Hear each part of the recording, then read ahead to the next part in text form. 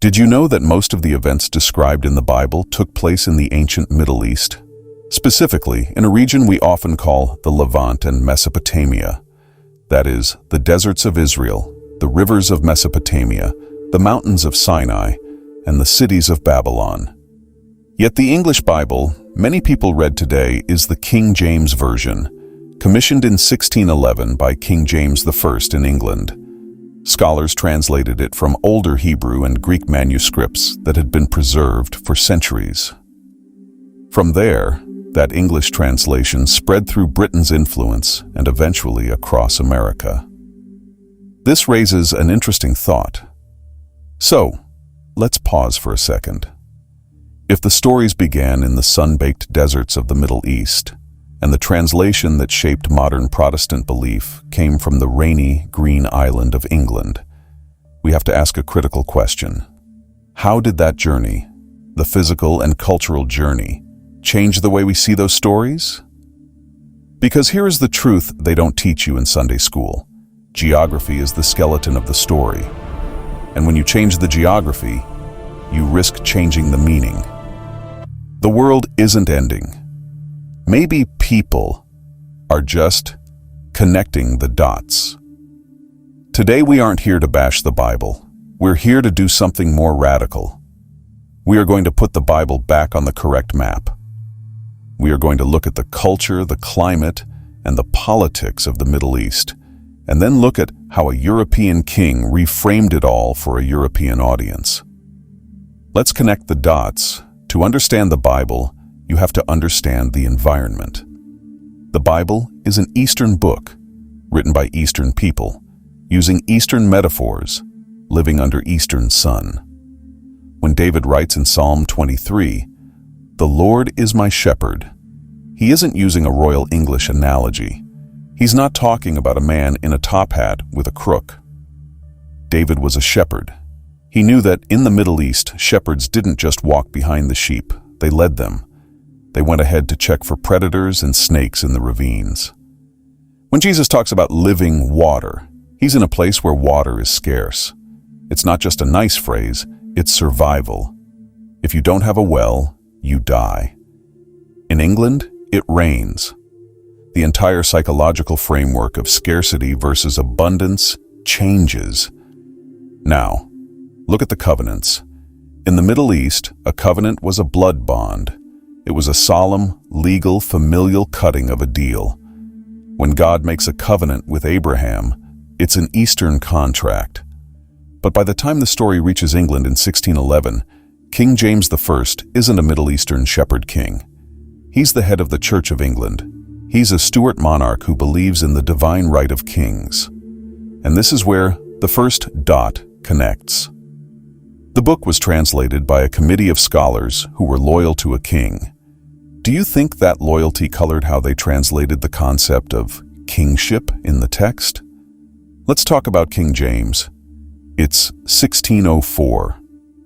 The religious climate in England is volatile. The Puritans are pushing for reform. The Catholics are plotting. Remember, the gunpowder plot in 1605 was against him. And the previous English bishop's Bible was clunky. King James saw an opportunity. He commissions a new translation. The stated goal? To create a standard for the church. The unstated goal? Control. Look at the Geneva Bible.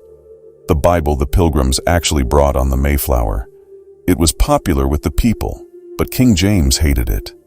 Why? Because the Geneva Bible had study notes in the margins, and those margin notes were explosive.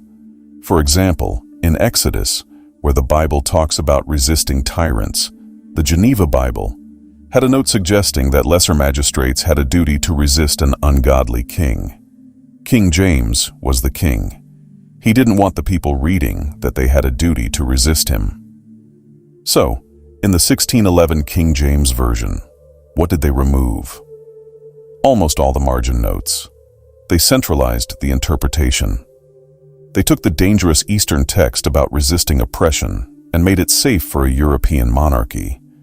They didn't change the words necessarily, but they controlled the narrative. They removed the connect the dots guide for the common man. Now, Read the King James Version and pay attention to the word king. It's everywhere, but here is a question scholars rarely ask in the pews. When the Old Testament talks about a king, is it always a good thing? Let's go back to the Middle East. In 1 Samuel 8, the Israelites demand a king. Samuel is upset. God tells Samuel, "They have not rejected you, but they have rejected me, that I should not reign over them." The concept of an earthly king, in the original Eastern context, was often seen as a rejection of God's direct rule. It was a compromise. But when this text was translated and preached in England under a king, do you think the sermons emphasized the divine right of the king, or the idea that the king was a concession to human weakness? Exactly. They emphasized the divine right. They dressed the Middle Eastern monarch in European clothes. Let's talk about agriculture. In Matthew 25, Jesus talks about separating the sheep from the goats. In England, this sounds like a simple metaphor for separating good from bad. Sheep are cute. Goats are, well, they're smelly. They eat everything. But in the Middle East, it's a practical observation, not just a moral one. Shepherds in the Levant would often graze sheep and goats together during the day. But at night, they separate them. Why? Because goats need to be kept warm. They are more sensitive to cold. But more importantly, the wool of the sheep was valuable. The goats were valuable for milk and hair. It wasn't about evil versus good. It was about practical husbandry. Jesus was saying, when the end comes, God will sort us based on our nature.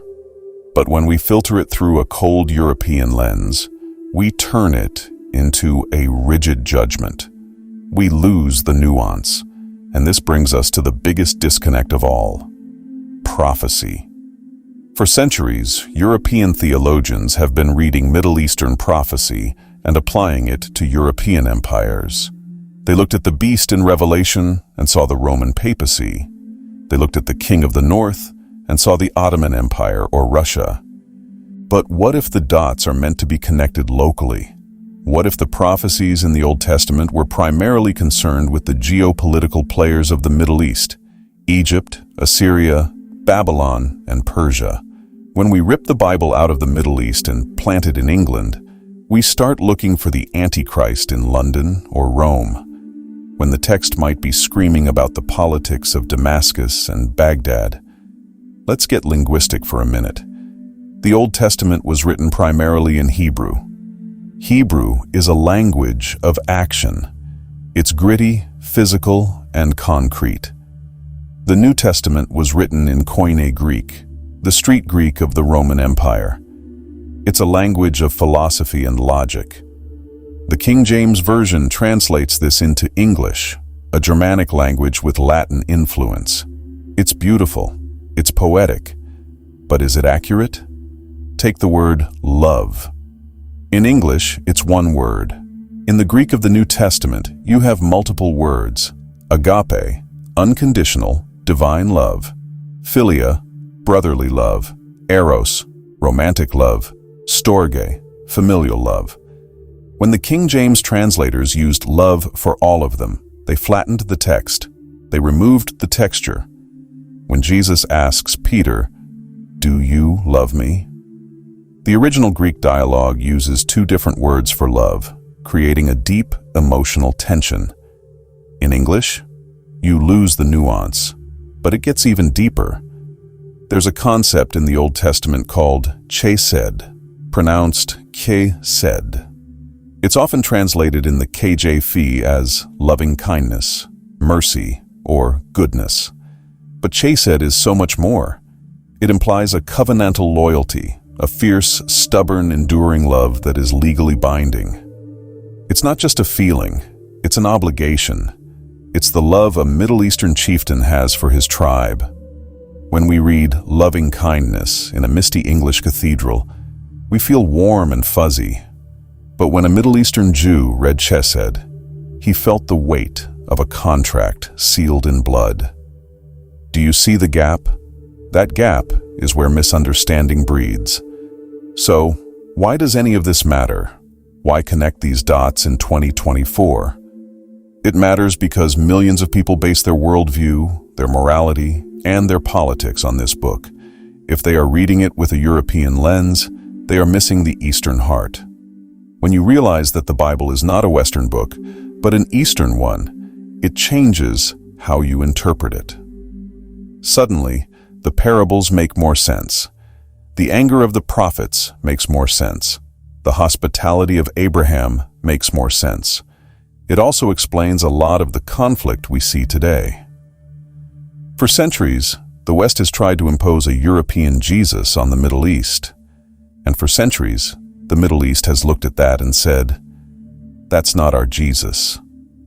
The dot we haven't connected is that the Bible is not a European story. It is a Middle Eastern story that was colonized by European culture. King James didn't just translate a book, he culturally translated an entire world. The stories of Abraham, Isaac, and Jacob, the poetry of David, the warnings of Isaiah, the radical love of Jesus of Nazareth, they all grew from this soil, not from the soil of London.